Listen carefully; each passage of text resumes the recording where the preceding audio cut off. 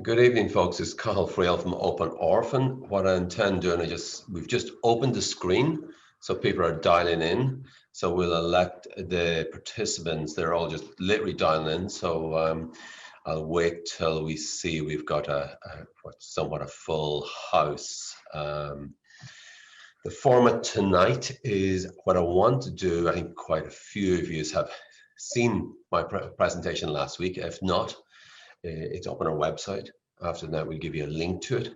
But what I'd like to do is try and make it a slightly different, shorter format. I'll only put 4 or 5 slides. And what I'd like to do is give investors a bit of a look inside the company for 10, 15 minutes. Then we've got 29 pre-submitted questions, and we'll take people through them. Just observing, I don't know if you can see it. I can see there's 158. We'll give it another minute or two. There's a few more coming in, and I'll crack on with the formal presentation. Okay, I think it's stabilized. We've now got 159. Okay, starting then and repeating that for any new people just came in the last few minutes. The format tonight, I'm limited to about 45 minutes. I may be a bit naughty and drag on a little bit more, but our Nomad has kindly allowed us to do this presentation. A number of your colleagues scheduled it. Everything I say is already in the public domain. There'll be no information shared that's not in the public, so there'll be no information. The entire presentation is being recorded. It'll be available on our website from tomorrow, and I think the group or some of the private investors will share it. I'm going to bring up 3 very short videos. A longer version of them will be available again on our website tomorrow. And the 3 short videos is kind of give you a little look in. So this is slightly different format, 15-minute presentation, half a dozen slides by myself, and each of them 3 short videos, which will give you a peek inside kind of what's some of the activities that's going on in China, some TV interviews, another short video, a peek inside our new screening centers, and the third one, a proper peek. I know a lot of people really would like to see inside our facility what goes on, so we'll give you a peek in. That all should take about 15 minutes. And then I know there's been about 29 questions pre-submitted. I'll bring them up in the slide, 6 slides, probably where I've got 6 questions. I'll read out the questions quite quickly, but I'll also try and address them and answer them. We also have a chat box function, which I at the moment can't see, but a colleague of mine might show it to me. And during it, if people feel free to put in, oh, I can see, okay, the chat function is working, yes. So feel free to text in any questions, and if I haven't covered them under the 29, and the 29 questions, I think they're really good. They're questions that you people will be asking. Okay, and I say overall, I'm supposed to try and wrap it up in 45 minutes, but likewise, if I haven't covered it in 45 minutes, we don't have to have a hard stop. The concept of 45 minutes is really just, it has to forward somewhat the format that you normally see at Proactive, Share Magazine, Share Sock, and people like that, so we can't have it running on too late. Okay, Rory, we might have the second slide, so we'll flick through this one. And the next one. Okay, look, very briefly, what you'll notice on your new presentation from last week, we've now synthesized the company into one company, Open Orphan. There's no more confusion with hVivo, Van, and all these different companies and Chim Agents. It's literally the London office. So we've seen above the page, the London office, which is, and the clinic, which is the world center and the world leader of the testing of vaccines and antivirals. We then have 2 other offices, the Paris office and the Dutch Breda office, and they basically do early drug development services and biometry. I'll come a little bit more on that. So really that's how we present it. And we have a series of non-core assets, which are here as well. Prep Pharma, Immutex, repurposed influenza immune modulator, and we even the health data, the disease in motion that's sitting out there. Okay, might go to the next slide. And this is the new look, now fully integrated company. And I don't want to dwell too long on this, but it's really nice. London, as I say, is China Studies. Paris office is Data and Biostats. And the Dutch office is C, which means Chemistry, Manufacturing Control, and PK. basically the overall theme, we're serving the vaccine companies and antiviral companies in the world. Really importantly, and we're making this very clear, we now, past tense, we're very nicely profitable, and this is not a small amount of money, a substantial amount of money, profitable in Q4, so that's pretty good. And every week and every month going forward, we're now profitable. This is a business we can flex up and we can flex down. This is a collection of businesses we put together. Individually, none of them ever met money, but you can rest assured I have my big part of my life savings in the company. We know what we're doing, and that this company is not going to lose money on a monthly or yearly basis. I want to make that absolutely certain. This is going to be a profitable business consistently going forward, and there's none of that, I call it nonsense of losses we had in the past. Okay, we'll move swiftly to the next slide. Really importantly, we've all bought into this business as a fast-moving, forward-thinking company. So we know where we are. We are the world leader in testing the current generation of vaccines, antivirals. But we're also started on the first day in January, the next generation. Because look, the reality, we know COVID's going to be around for a very long time. As long as people are taking the influenza jabs, going backwards, we're going to be going forward, taking your annual influenza jab. And we're absolutely convinced that you'll be told when taking your annual flu jab, you'll be now told to take your COVID jab. And that's really for the current generation. We're hoping that the next generation of vaccines that will come out next year and the following year, some of them, such as this Codigenics one we're working on, bear in mind we're only the contractor, but it's pretty exciting. They're in New York and they came all the way to London to test their vaccine with us. And it may give up to 5 to 7 years immunity. So I keep saying we're not in this COVID bubble. A lot of companies on AIM bounced up, and that's where some of the brokers, and I know your people are giving the broker research notes a hard time, but bear in mind some of the same brokers, things spiked up and they're worried they come down. We're really lucky. We're going to be making money in the COVID business for a long time. But more importantly, we have a huge non-COVID business, which is going to be a wave after wave of new vaccines going forward.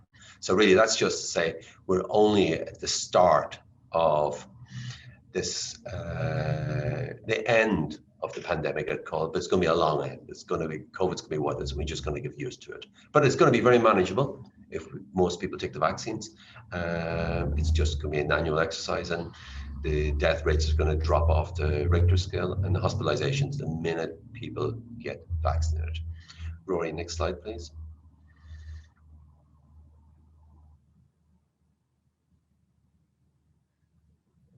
Okay, maybe on this, just to give you an idea, this is a short video. That's why it's only literally a short few seconds. Roy, you might run it a little bit.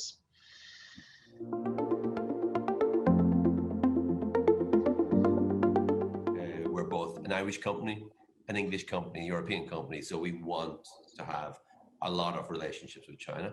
We want to help China to do China studies. Then we would, of course, need scrubs. We would need to enter through the scrubbing area, and we would need to adhere to infection control restrictions. So it's a completely different process and much more tighter infection control. We will also learn tremendous amount about how this virus interacts with the human body and the type of immune response that is seen. And that in itself will lead to a great deal of academic research that in itself will then feed back into further improved design for vaccines and antivirals.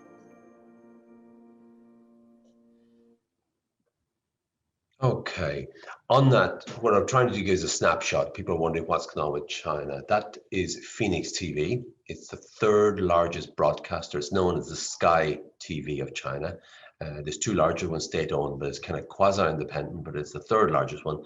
And a number of Chinese TV companies have taken a very active interest in what we're doing. And the reason we're doing that is that we are the world leader. We're based here in London. We're going to keep building out in London. But there's a lot of opportunities in China and other countries. So the very fact we've been on, and that's the third time in the last 3 months we've been on the main Phoenix news program. So let you know that we're not sitting on our laurels. We intend to be, we are the world leaders, and we're going to continue being that, and we're going to make a lot of noise around the world what we're doing. Likewise, as we're expanding, we need to expand the volunteer screening centres. And again, we're availing, now it's been very sad, there's been coffee shops closing, hotels closing, but there was a very large, one of the largest Costa coffee shops in London was in the basement on the ground floor, street level of our Q&B building. It closed, there was 6 young kids let go. And instead, we now have 15 full-time staff in there screening, and has increased our capability. We can now do 520 volunteer screens per week. That was unheard of. We need all of those because we've now got 3 clinics to fill, 65, 70 beds. And bear in mind, the average challenge study volunteer on the trials, we price them as 100,000 per volunteer is our model to the competition. So you can work the numbers there. We've opened one in Manchester, and that these have all been literally in the last 2 months. We've never had one in Manchester. We'd never had a walk-in screening centre. So the one in Whitechapel, one, and again, a building that had fallen on hard times, and we're able to pick these up at very, very reasonable costs at the moment and create employment in somewhere where people had lost their jobs. We might go to the next slide. This is a short video, a quick look in what goes on inside the volunteer screening centres.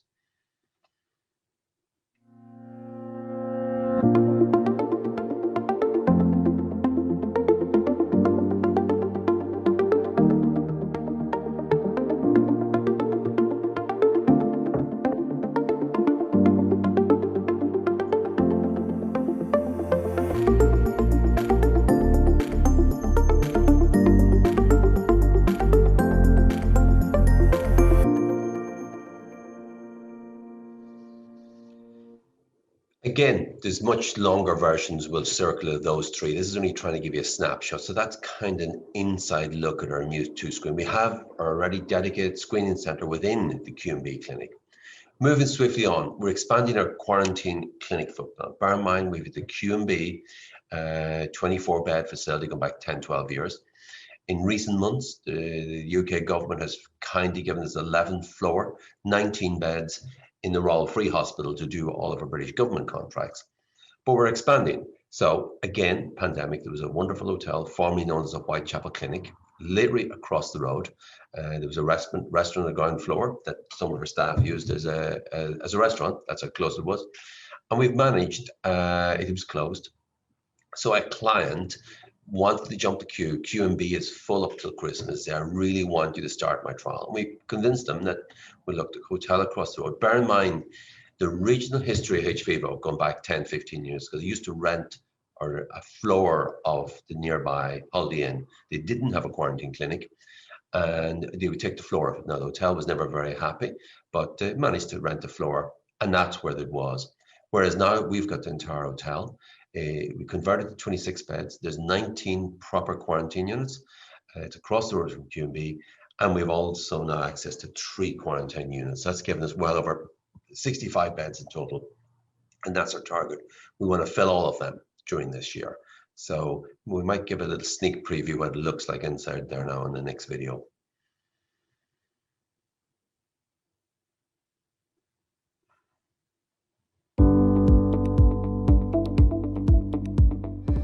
This purpose-built isolation facility is housed in the Queen Mary Bioenterprise Innovation Centre, along with separate, comprehensive and dedicated HVIVO laboratories, volunteer screening facilities and administrative support functions. We have an additional volunteer screening centre in Manchester in the north of England. The unit provides a 24-hour service which runs to the highest standards of clinical care and subject safety. Staff undertake intensive training to ensure that the team are experts in the areas being researched and also in emergency care. Close interaction and collaboration with our laboratory services department ensures that throughput analysis and storage of samples are in compliance with the Human Tissue Authority. There are strict regulatory requirements for the work we conduct, and we are regularly inspected by the UK government's Medicines and Healthcare Regulatory Agency. The quarantine facility is a bespoke medical unit housing 24 individual ensuite volunteer rooms and includes 24-hour emergency cover, comprehensive medical and nurse care, and state-of-the-art personal protective equipment for all staff and visitors to prevent cross-infection. The key essence of this facility is that it provides a safe and controlled environment in which we can expose subjects to a particular virus with their informed and explicit consent, in the knowledge that there is minimal risk of cross-infection, and that it provides a clean study platform on which to report study research results to clients and study sponsors with very high levels of objectivity and accuracy.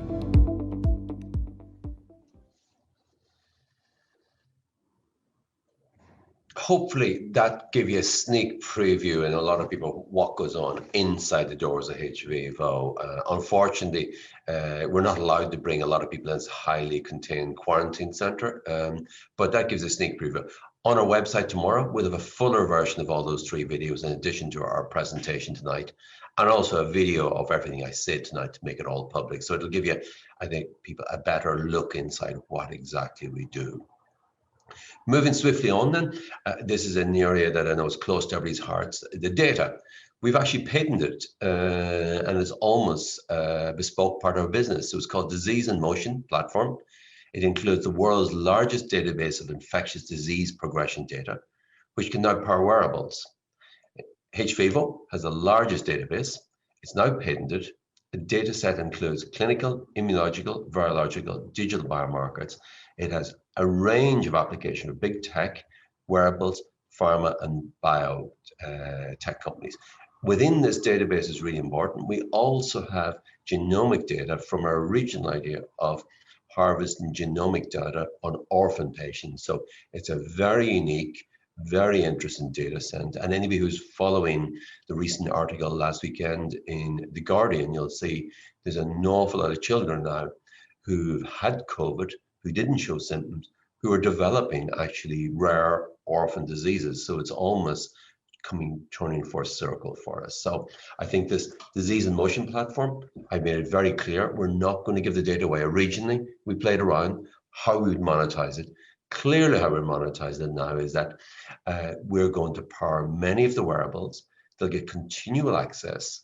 And ultimately, this business is so powerful, it could stand alone as a standalone business, or it could be spun off. So what we were trying to do, and hopefully everybody's seeing, we're generating a series of standalone businesses outside of our core business. I'll come a bit more to that just in 2 minutes. We might go to the next slide. This is a really good example of what happens when you have COVID. This is a very good friend of mine who got COVID over Christmas. He rang me at one stage. He wears a Fitbit. This is his resting heartbeat. And this is a really well-known phenomenon. So the red line, unfortunately, I don't know what happened. A red line went missing. But if you follow across the top and look at the very obvious spike under the 3 months, that was the red line. That was the onset of COVID. He had no symptoms. And this is a classic asymptomatic COVID patient. He had no clue he had COVID, didn't have any symptoms other than his Fitbit showed his heartbeat spiking for not 1, 2, 3 days.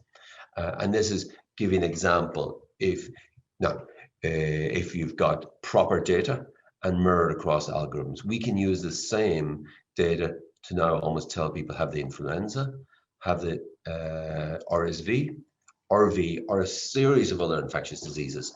And that's what we want to do. We want to power these wearables. So that's, for anybody you can see there, is what's a classic COVID spike for an asymptomatic patient. And also looking at that spike, trying to share a little bit. Lots of people are worried what's going on in long COVID, what's happening.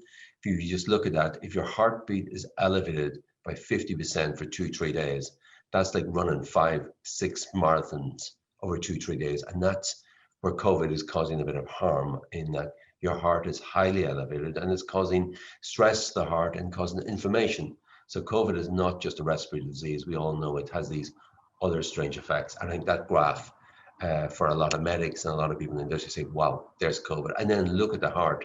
It dropped to this big peak. It's almost your heart is exhausted and is resting for 2, 3, 4 days before the daily resting heartbeat returns to normal, which was mid-January. Might go on to the next slide, please. This is my last slide, and then I want to really get the meat of the Q&A. And really, like, people are saying, okay, this week we passed 200 million, this week we passed 30p. Like, how are we really going to generate dividends to everything else? So first of all, we've made it very clear we are a little bit behind the pace on the Immutech spin-off, but it's well underway. There has been, you see, our Seek Group. Bear in mind, we only own 49% of this asset. We have other people, the Seek Group at 51. They've been doing a bit of rebranding with Conserve V and trying to, let's say, sex up their part of it. But there's two assets in this business in Immutech. One is the universal flu vaccine that's phase 2 completed, and the universal mosquito saliva vaccine, it's past phase 1. So that's the real assets. I know our friends in the Conserve Seek Group want to put in some preclinical assets, which is absolutely wonderful. And they and us are working hard at trying to get this monetized. And all I can say is bear with us. And I'm increasingly confident as to what's going to happen here. Ultimately, regardless what happens, we're going to do dividend species. So every shareholder is going to have a stake in this business. It'll be passed through, it's done a dividend species, and if all goes well, it'll be some form of a public vehicle.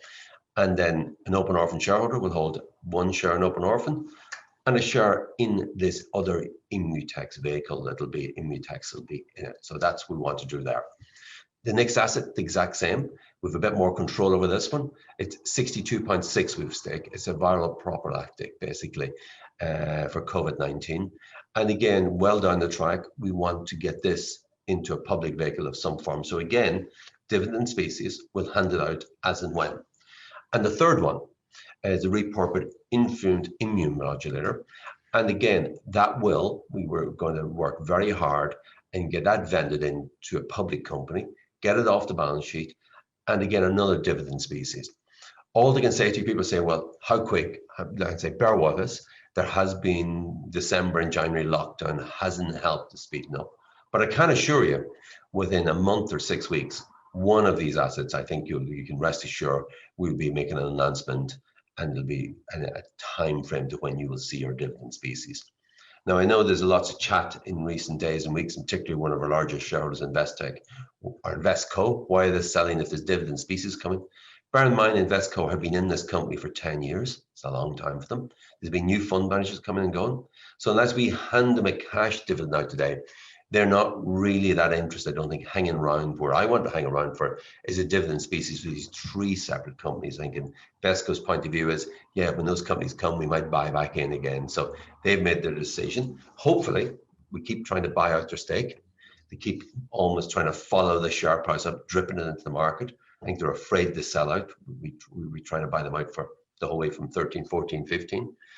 Let's say, hopefully they've now maybe decided we're now a fully grown up company over 200 million. They might say, okay, these guys, we've taken a half our stake out, let's set it in half. We'll see. There was for people saw there was an RNS out this afternoon where they've announced they've gone below 5. We'll keep an eye on them, but hopefully maybe we'll either try and get them bought out or they may stop selling. So that's when I'm emphasizing the dividend species will be one of these pretty soon, followed by the other two, and that would be the plan. The overall concept plan for the business, people ask, what are we going to do? I think we've got a fantastic business that every 6 or 12 months, we can spin off a new co of which every shareholder will get a share in, and it'll be a public company. So if we keep doing that and keep growing the business, I don't see any reason why we couldn't grow this business to a $1 billion business if we just give it a bit of time. And that's my view of it. No, there's no guarantee of it, but all I can say, some people asked me questions recently, okay, Carl, your lockup's coming on in June, what's going to happen? I say, well, there's absolutely no chance. The only thing I'm going to be doing is whenever I'm allowed, forget the lockup, is increase my stake. I'm actually, I don't see any reason why I'd be selling any shares. And whenever I get the first chance, I'll certainly be interested in increasing my stake, not reducing it, because I just think where we are, bear in mind, where we are, the world has come through a pandemic. We're getting out of it, but there's been no money spent in vaccines for 30 years. That's part of the reason we're in a pandemic. For the next 10 years, the world is going to spend gazillions, not billions, on vaccines and antivirals. And we're the world leader in testing them. So why would we run away at the moment? I think we're sitting front and central. I used to always say we're COVID central. We're front and central of this whole wave of innovation, this whole wave of new vaccines, new antivirals, new anti-infectives. So I think it's a great place to be. I've never been more excited in all my life. I'll just come to our last slide, which is questions and answers. So below, there's been 29 pre-submitted questions, which I'll now endeavour to answer in a reasonably quick manner. And bear in mind, I'm supposed to wrap this entire presentation up within about 45 minutes. I do see there's some questions coming in online, so let me try and go through the 29 ones. And if times allow, I'll do my best to swiftly go through. There's about 12 questions I think have come in. So first set of questions. Companies finances investors. So this is all about the finance investors. When can we expect to see H2 and year-end finances for the year-end 2020? And also, what profits we expect and generate on a monthly basis? Look, I said we can't share any inside information. So telling you what we're making on a monthly basis would be wrong. But what I can absolutely tell you, we are now profitable on a weekly, monthly basis. We were firmly profitable in Q4. We guided the market, it would be Q3 or Q4. We can flex the business. They're all free. We're paying no rent. It's the British government. If that work comes to an end, we stop paying. We're all free. It's not a cost base. The hotel across the road is a very short-term lease. That's our side. We can renew it annually. As work dries up, we shut it down basically, and the cost of fitting out. So this is a business we can flex up, and the downward side is absolutely minimum because we can flex the cost base down. Question is, when we'll see them? Yes, as soon as the audit's done. Bear in mind, we've only come through the year end. The audit should be out after Easter time and shortly thereafter. I think most companies this year are reporting results April, May. That's the time. So as soon as that audit is done, we'll have our results, and I think people will be pleasantly surprised. Question 2, has the company considered a share back scheme to clear the overhang? Yes, we've thought about that. We have a decent amount of cash. We haven't a huge amount of cash. There's 20 million. We can think of wonderful uses for that, but including a dividend payment. But clearing out a large institution, we prefer to clear out a large institution by getting more institutions on. That brings us to the next question. Are we in any talks, or are there plans to bring in new institutional investors? Absolutely. Last year, we were very busy doing things. But this year, there's a lot of dialogue going on, and the plan would be to bring in new institutional investors. Particularly, bear in mind, when you go over the 150, 200 million market cap, you suddenly become much more interesting to a lot of institutions. What are the plans to use the cash pile apart from dividends? I'd say we've lots of interesting plans. I think at the moment, there's good liquidity in their shares. We'll continue to generate good liquidity, so people want to sell out, they can sell their shares. But we believe, and the target is, could we get this to $1 billion company? I say that's a great target for us to excel to. So let's keep building that cash pile. And you'll see how we paid off all our debt last year. There was a small bit of loan, $1.5 million. We paid it off in December, and our cash pile still went up slightly. We've gone into the year end with an excess of 20 million. That was a hell of an end to the year. 5, how do we attract net new investors to open Orphan, as most of us are well invested here? This will keep the share price moving higher. Absolutely. Look, part of my job in the team is to find new investors. And again, that leads on to the next one, trying to get in possible some Chinese investors, trying to get some strategic stake builders. I think it would be very interesting if we got somebody to come in by 15%. We're not selling control of the company, but a 10 or 15% stake builder from somebody would mop up a lot of spare, loose anybody who wants to sell out. Number 6, how confident you're getting a deal with the Chinese, and what are they wanting to do? COVID-19 challenge trials, or RSV, or head-to-head vaccines? Or are they looking at something like Codegenics? All to say, all of the former. The really interesting part is that the Chinese want to get in the challenge trial business. We'll help them get there, as long as they pay us 30 or 40 million.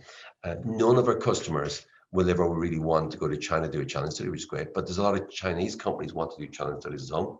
So rather than allow them or trying to get the nick or technology, let's sell it to them. That's my view. There's room for everybody. This is a really fast growing business. There's going to be lots of it. So yeah, let's see. There's lots of things we can do. And it's not just COVID, it's RSV, it's influenza. China has one of the biggest problems in the world with respiratory diseases. That's COPD, that's asthma. So there's lots of things we can do. And bear in mind the challenge trials next year. This year is testing the vaccines. Next year it's head-to-head testing one COVID against the other. By the summertime, the United Kingdom will have a ton of vaccines. And you'll see Pfizer said they're going to make 15 billion from their COVID vaccines this year. So you imagine they're not going to sit around and let that disappear next year. So in the next generation, you're going to have Pfizer and J&J, lots of people competing with each other. And how do you do that? You test, is the current generation better than the next one? So there's going to be a lot of COVID head-to-head work going on into next year, in addition to the new generation, such as the Codagenics. Next slide, please. Share price. The new deals announced have not reflected the share price, possibly due to financials not being included. If the figures can't be released in our initial commercially sensitive, is it worth talking about a quarterly update, saying contract signs? Absolutely, that's a really good idea. We'll certainly look at that. However, I would ask people to bear with us. July, August, September, people were complaining, oh, it's not been reflected in the share price. It's not been reflected in the share price. I think if we think of it, July, August was 10, 11, 12p. Now, 6 months later, we're almost triple that. So all I'm saying to you, let us continue to deliver the good news. It eventually gets reflected in the share price. We are fast moving. Bear in mind, this company is still only 18 months old, and we started out, I joined the board of Venn Life Science, which is the company, we changed the name. It had a market cap of 1.5 million and the share price of 1.2p. That's the same company we still have today. Okay, we raised money, we changed the name, we acquired hVivo. But we have come a long way, but we've a lot more to go. So I just think sometimes in the hurdy-gurdy of a week or two, people say, oh, the share price is not moving, but just let us deliver the results, deliver the news flow, and I think the share price will certainly respond. Second question, when you look over, when you first took over, you told shareholders you would grow the share price to 18 to 20p from a base of 5p. What is your target to grow the company in terms of market cap? What exit strategy are you pursuing, and what time sales and how you'd post to deliver? Absolutely. Day one, we thought we'd fix the companies up and sell it for 80 or 90 million. I don't think any are selling it for that, or even 200 million. So I think, look, the clear strategy is, I'm saying now, we're in one of the hottest sectors in the world. We're absolutely the world leader. It's wonderful being based in London. It's wonderful being based in the United Kingdom with this business, because the one thing Britain has led the world, the United Kingdom, is the vaccine rollout. We're way ahead of anywhere. And that's going to resonate throughout the vaccine development business. So I think we're in no rush to run out the door, but we will keep growing. We will try to target, can we get to $1 billion market cap? But more importantly, that's I'm not saying how we're going to get. More importantly, we're going to hive off dividend species in non-core assets. So I think if everybody's getting a chunk of shares in another company, which will be freely traded, that's a pretty good exit strategy. To keep producing one of those every 6 months, that would be pretty nice.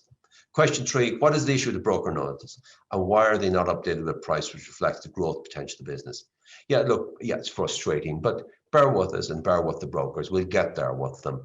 Bear in mind, they didn't include, and nobody saw us coming out of left field so quickly with the third clinic, now the Whitechapel clinic. So they need to come in, have a look, walk around, and bear in mind, it's very hard if a broker walking around a clinic, a quarantine clinic in a pandemic. So look, just bear with us. I know there's a lot of frustration with the brokers, but like, they have their job to do, and bear with us. That's work in progress. I'm sure you'll see a change now. 4, which shot on goal do you believe with the greatest effect on the share price? Well, to be perfectly honest with you, there's a range of those shots on goal to the share price, and my belief, which ones would be, first of all, the spin-offs. And I think people say, why is Invesco selling if the spin-offs? Well, Invesco are less interested in shares in another public company. They have a lot of those. They would prefer just cash on cash. But I think for myself, and I think most people listening tonight, if you're going to get shares continually in newcos and newcos free of charge from us, that's delivered. And again, people say, oh, Immutex, I thought I could have done around the turn of the year. Things are taking a little longer, but they might be a little bit bigger. I think very few has thought we'd be 200 million at the turn of the year within this time last year. So bear with us. I think the biggest shot in goal will be the first spin-off we announced and hand you shares for that. That will certainly be. I think the wearables progress announced in those deals, possible Chinese deal, that would definitely have a big effect. And if a strategic investor buys in, that would surprise us all. So none of these are here today, but let's keep working them all. So I think there's a range of shots on goal that will affect the share price. And I keep emphasizing, bear with us, we'll keep working and let us deliver the results. And I'm bloody sure the share price will follow suit. Might go to the next slide, please. Business operations, non-COVID. CHIM agents contract still not signed, RNS, even though was on desk, any cost concern, no, this is terrible, let's get this RNS out very soon. The CHIM agents are firm employees, as Adrian Wildfire, Bruno, and a whole lot of them. They're very much ensconced, and this is, apologies, this is something just, they even joke about it. It was a tiny deal, it was a contract to acquire them. So yeah, that's let's get this done. There's absolutely no concern. I think they're laughing. They say, Carl, when are you going to announce we're now part of the family? They're very much part of the family and going nowhere. That's just getting around. That's housekeeping we've got to do. 2, are there any plans to consolidate the various companies' names? Well, actually, since this question came in, it's done. The new presentation on our website, we only talk about Open Orphan. We talk about the London office, the Paris office, and the Breda office. There's no mention in investor presentation of hVivo and Venn. At a customer level, it's very important, and the websites will remain hVivo and Venn, because Pfizer knows hVivo, Janssen in Leiden knows Venn. So we'll be very careful at a customer level and an employee that will keep those names. But overall, you'll see the presentation. It was tweeted out last week. It's on our website at www.openorphan.com/investors presentations, and you'll see it's very much consolidated under Open Orphan, and it's much clearer. 3, how many new challenge agent models do hVivo believe they can make in the next couple of years? Any update on the current ones the team are currently working on, and when would you go for approval? Absolutely, I'm delighted somebody asked this. Our new model, God bless Neil Woodford, he put 25 million into developing these new models, and they were great. Our model now is get the customer to pay for them. Why should we spend all those millions developing them? So we've proven, and we're working on it. At the moment, we're well down the road of having a malarial model. That's for testing anti-malarials. The next one we're working on is pneumococcal. And again, each time we're going to the customers and saying, look, pay us some money for the model and we'll develop it, and then we'll run your trial. Then the next one we're working on is norovirus, and after that, Google N-O-R-O virus, a very nasty, awful disease. It's to do with digestion and intestines, but a very dangerous disease. Well down the road of developing that one. So there's 3.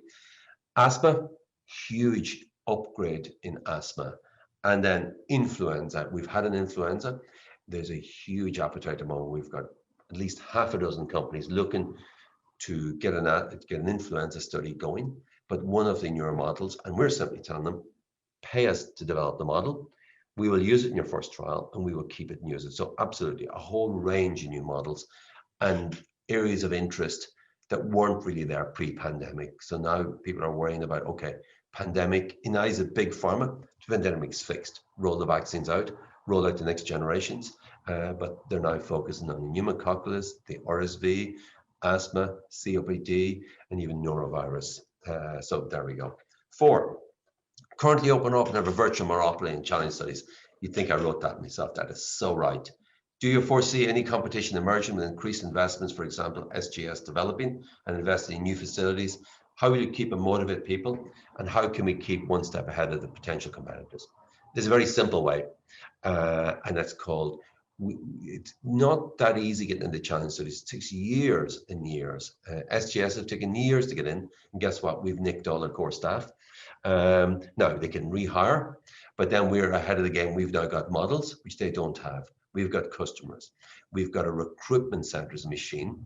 And the real way we stay ahead of the competition is with the hotel across the road and with the Royal Free. Nobody can outprice us in them. They're very profitable. But if somebody wants to compete with us, we can say, go to SGS, whatever price they're quoting, we'll do it 30% cheaper if it's a key customer.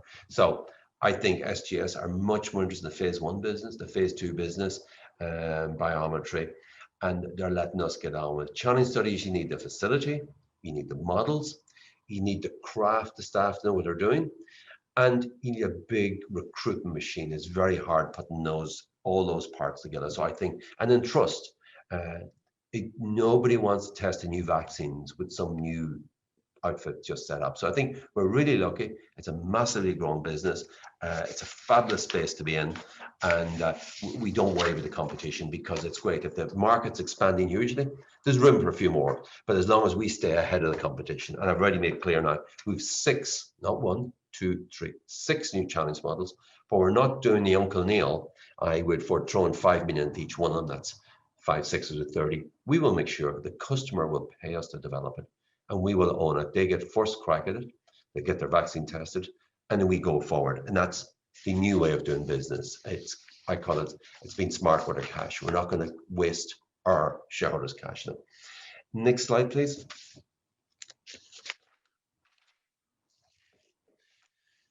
Business operation, COVID-19.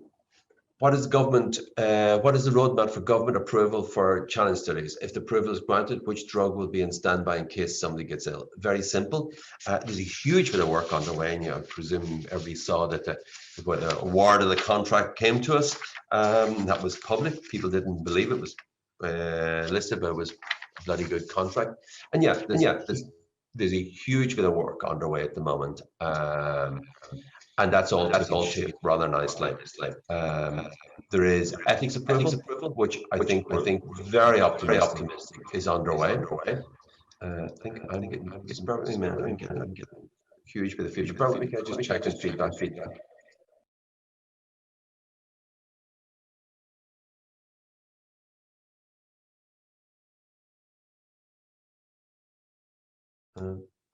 I'm just checking. Am I getting that? You can apologies, folks. So hopefully those dialing are not getting echo. Okay. See, can I choose by volume? Okay, I'll continue. Hopefully everybody can hear the second. Okay. So the government work is well underway. If there is an ethics approval, we're waiting on it, but I think we've been saying that.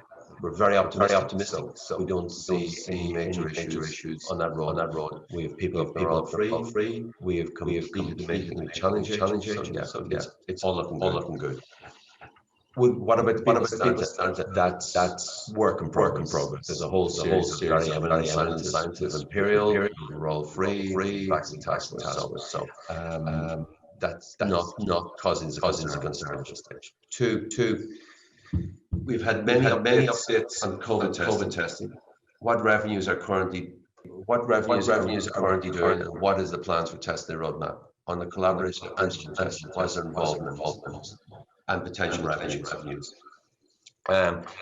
Testing, I've said for the last 6 months, is not a business I've been hugely interested in.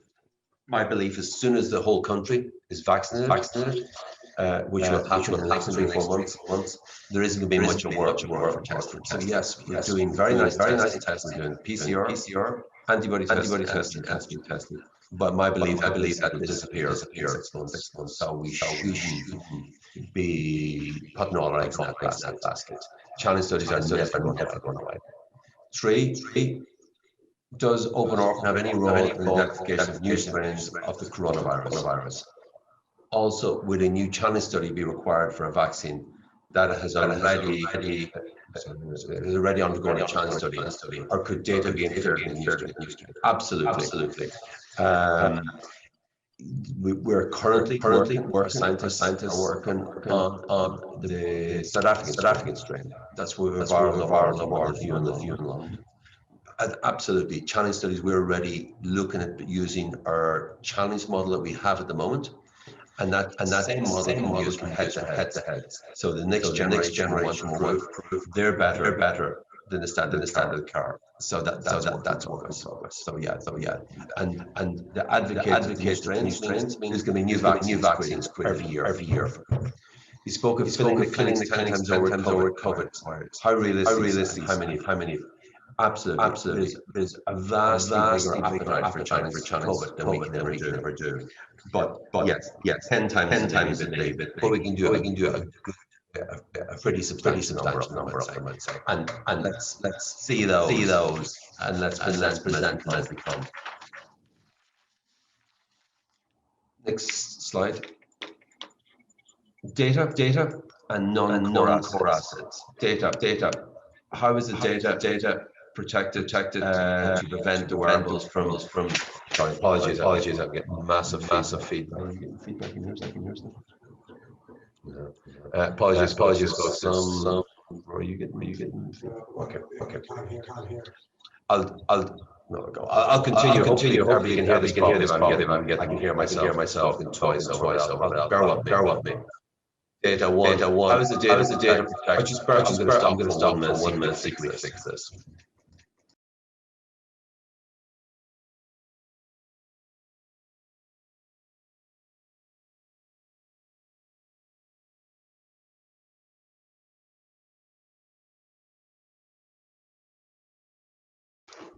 Nothing like Rory, can you hear me? Just double check. Apologies, folks. I have Rory in the office working with me. Trying to check. Does that work? Can you hear me there now, Rory? Perfect. Apologies, folks. This is the joys of doing these webinars. Normally we have good old Proactive and Share Magazine, a team of people looking at this. Myself and Rory and Amanda in the office, manning it ourselves. But look, start this slide again. Data and non-core asset questions. First of all, data. One, how is the data protected to prevent the wearables from emulating and copying and ensuring they subscribe in the future? Look, really simple. You've seen we're not just going to hand over data. When we looked at this, this opportunity took us completely surprised September, October. One of the questions I said, maybe we'll sell it off completely, one exclusive deal, maybe we do smaller ones. Really what we've done, we've built a platform. We've taken our original open orphan genomic database platform.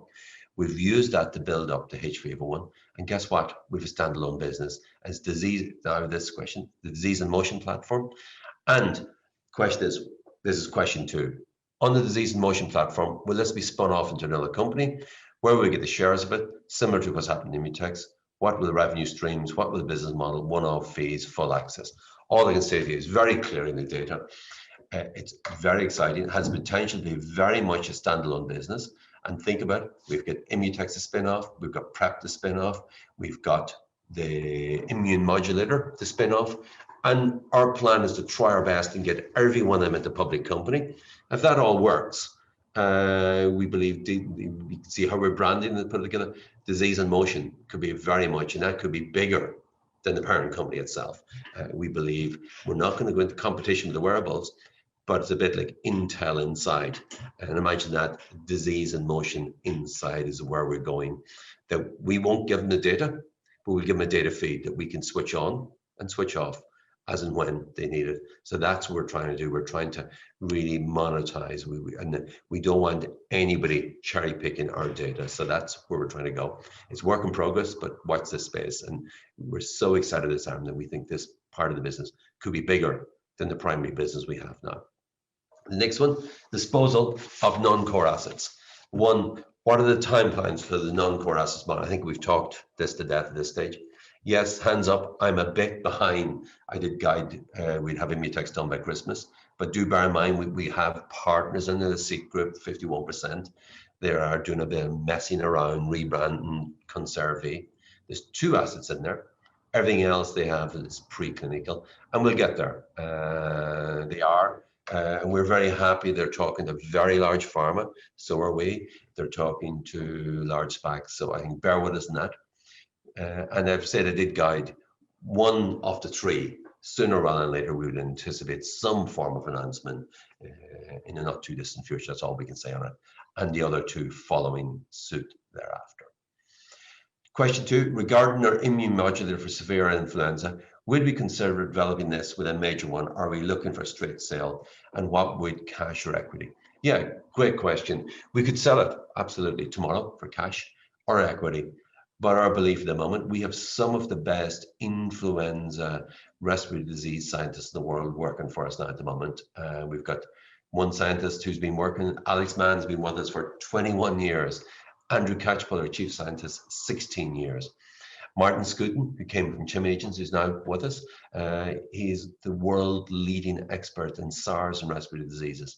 So my belief is we should try and spin these into a standalone company, and let's all get shares for them. And if they came 100 million or 200 million, 300 million, why not have that? So we're less interested in just selling them off for any just quick first price. And I think we could spin them off, standalone companies. Let's get a stake in them, and that's, I'm very clear, particularly the severe influenza one. And again, I just watch that space in a not too distant future. I think we're on to our last page, and I'm passing 50 minutes, so I know our Nomad warned me to wrap up in 45 minutes, but I think everybody knows me. I sometimes maybe don't do as exactly I'm told to do, but like at the same time, everything we're hearing tonight is in the public domain. All I'm trying to do gives people a bit of better granularity in what we're doing. Future expansion and strategy. One, are there any developments in the pipeline relating to the work with the Wellcome Trust? Yes. We have a very close working relationship to the Wellcome Trust. All we want to say here is we are the only people in the world that has not alone one, but we've got 2 GMP manufacturing facilities now, one on the continent and one here in London, that we can manufacture CHIM agents. That's challenge agents. We call them CHIM agents. So we can manufacture them to full GMP standard.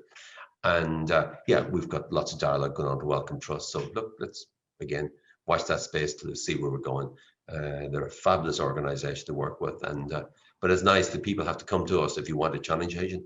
We're one of the few people in the world now can develop that. Any potential JVs from abroad for hVIVO? Previously mentioned Australia, Melbourne, China wanting to copy the hVIVO. Also, how long have we got the 3rd facility? First of all, the 3rd facility, we've got as long as we want. The world is awash with really nice hotels. It's going to take years to recover. And at the moment, we have a short-term lease. It's for 12 months with an automatic renewal for another 12 months and as many 12 months as we want. To avoid people worrying about over-expanding, people got carried away in the past. We're not going to sign big long-term leases on that hotel. But guess what? We've proven we can roll a hotel out really quickly. If we need anything big, if we need a 100-bed hotel, we can do even quicker and cheaper. So we've got the scalability in the model that nobody else in the world has. So that's going to give us a head start. Melbourne, Australia, yes, there's discussions ongoing. And China, they want to copy us, but what we want to do is be very careful. Do bear in mind my first almost quasi ex-fiance 30 years ago, 56, was a Chinese Malaysian doctor. So I actually know China very well. I spent the late 80s, early 90s traveled the Sichuan province. So I believe the Chinese are the most wonderful people to deal with. But you need to let allow down. And what we're saying, rather than copying us, let us help you build one, pay us a big shed of money. And we do know that most of our customers in the next 10 years, they'll want to get the challenge studies done in the West.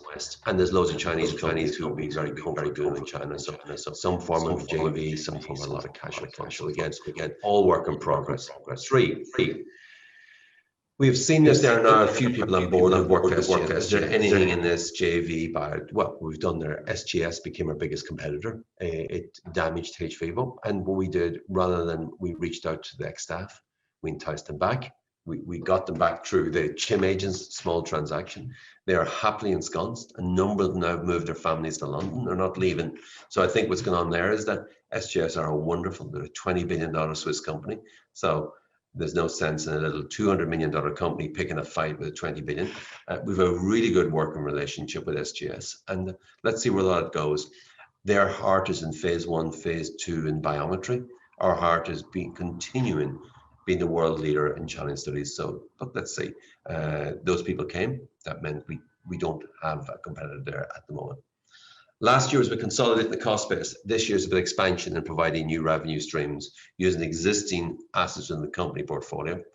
What areas of further expansion are exciting prospects to you within data, medical space? Yeah, look, I'll say this question for last year was a great year. But this year, I think it's going to be even more. I said this year, I've never been all excited in my life. Is that just thinking about the things we can do? I say, and if we keep doing them, I think we'll see a lot of institutional interest in the shareholder basis. I think what happened in the run up to Christmas, shares doubled, tripled, quadrupled. We all had the COVID bubble. Many institutions were taking their profits, but I think look, this year going forward, we are certainly no bubble. We're certainly profitable, and we're one of the sexiest, hottest places in town. So this year is all about expansion, but not crazy expansion. My target is, could we build $1 billion company here? That's a nice target for us to work on. Number 5, what do you see as the biggest risk to success and profitability of Open Orphan this year, next year? Well, first of all, there's absolutely no chance we're going to be not profitable. The company is now, we're a services company. Services companies should not lose money. There's something wrong when services cost plus business. So I want everybody to relax. This business is going to be profitable going forward. And there's no losses. It's absolutely nonsense why a service company like this. It's a bit like going to a law firm, a large law firm or a large accountancy practice, say, you're going to make a loss. You don't hear law firms. They're services business. They're profitable. They're high margin businesses. So, and next year, profitable. And let's see. So risks, yeah, I can't say there's no risk. One of the risks would be a really well-funded competitor with a peer. But it would take them years to catch up with us. Bear in mind, they've got a facility, they've got to get a challenge models. So I don't think a competitor is going to appear anytime soon, but let's see. The way we stay ahead of them is keep innovating, keep building the models, keep low cost of production. And like, it would take years for a competitor. They might have to buy us. That's the only thing. I don't see how a competitor could catch up and get themselves established. 6, you and your team has achieved a great deal in a short period in time. What would be the pinnacle and the greatest achievement you are personally aiming for the company to achieve? I think I've guided that a few times.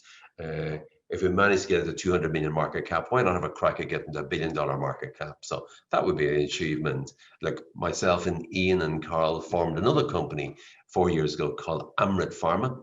The joke was, could we ever get it to 100 million market cap?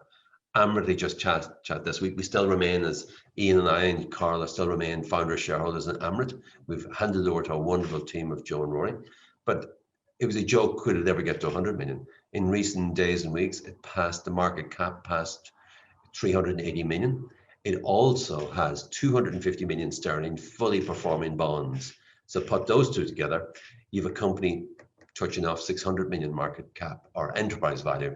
So talking about Open Orphan getting to $1 billion is not beyond the realms. That's only 18 months and we're well underway. So let's see. 6th or 7th, the last question.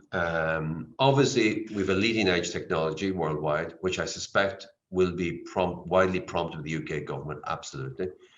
Do you get any political pressure or guidance as to how much we can explore opportunities elsewhere in the world, for example, charging smaller fees for less developed parts of the world? The really interesting part is most companies want to come to Great Britain. We're seen as a world center for vaccines and antivirals.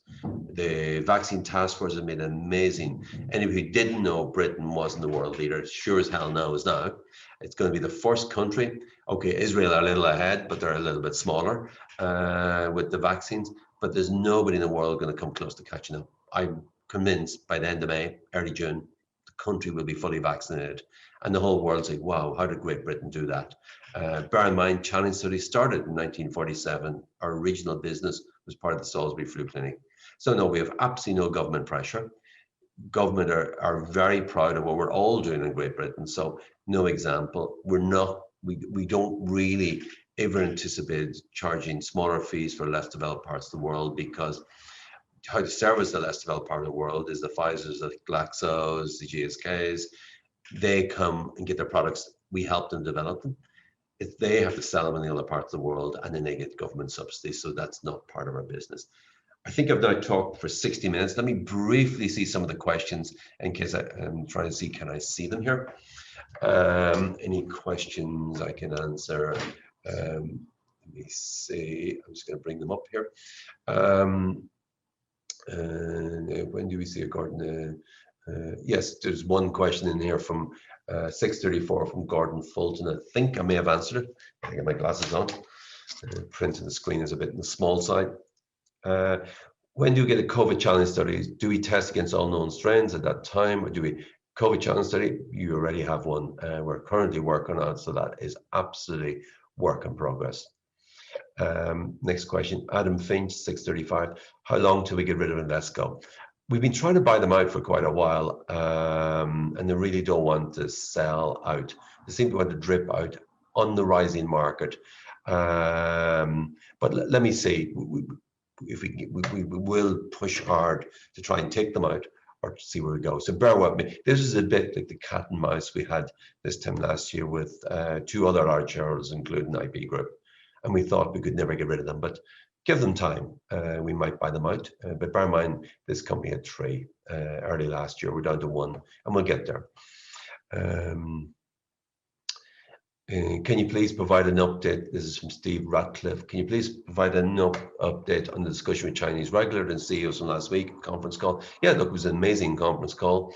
China is definitely very interested. That's why I ran the little video.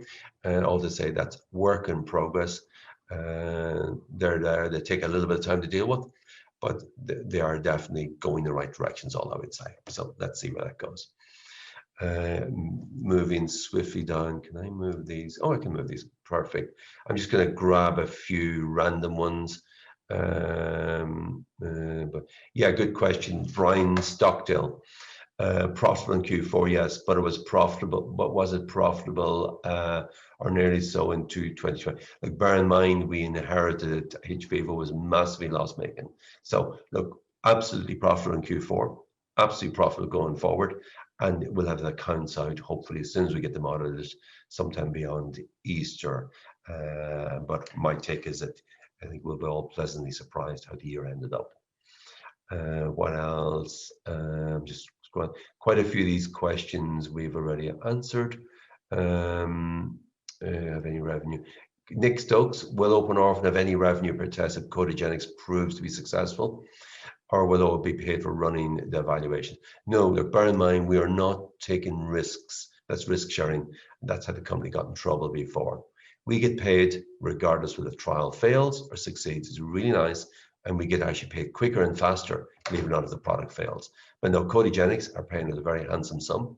They are breaking down the door. And if anybody watched my Yahoo TV, it was picked up, I think, with 3.5 million viewers in North America last week.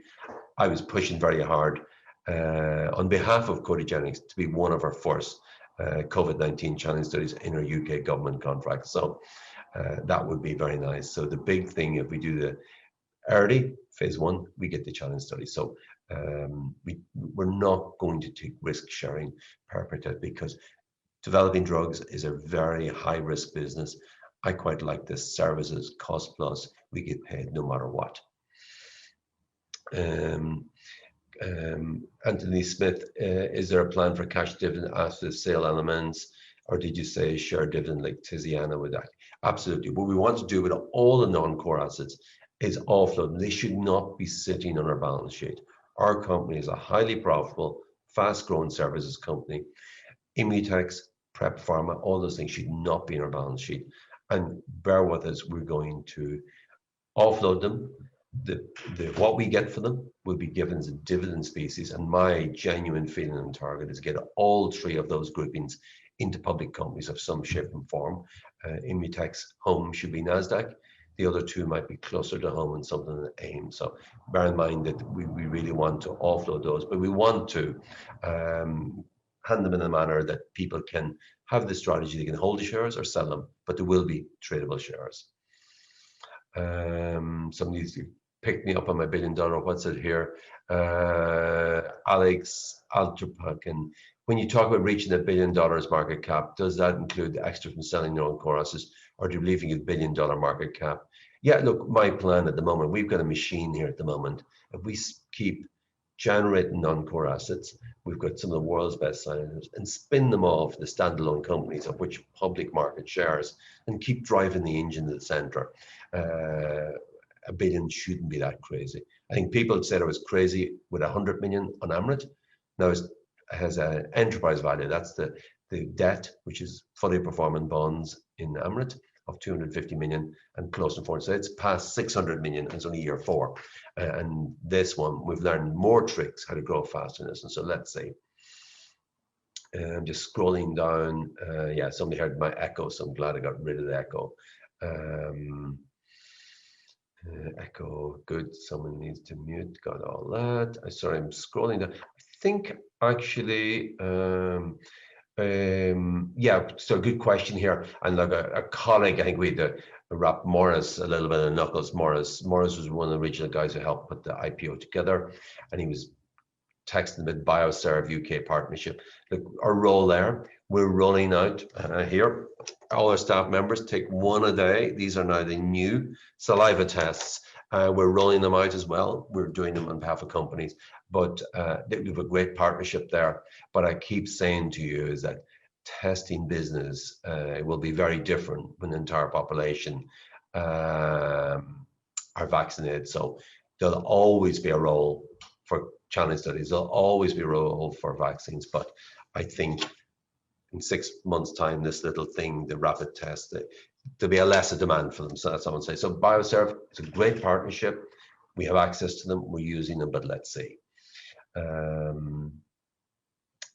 I think, I think that answers hopefully most of the questions. So hopefully our Nomad won't beat me up too much for going on past the 45 minutes. It's an hour and 6 minutes.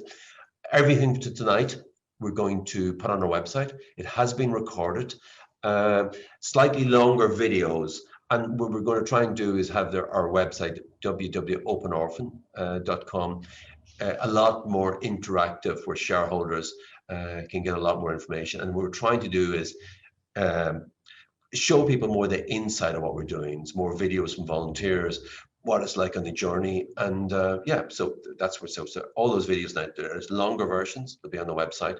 And all I'm saying is buckle up, hold on tight. We're going to have a fun year ahead.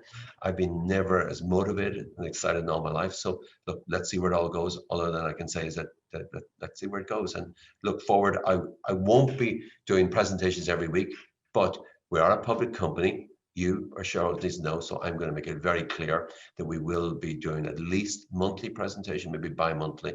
And all things, I keep watching this space. We will completely continue to deliver the results, and let's hopefully watch the share price respond accordingly. So I thank you every tonight for listening and look forward to talking going forward.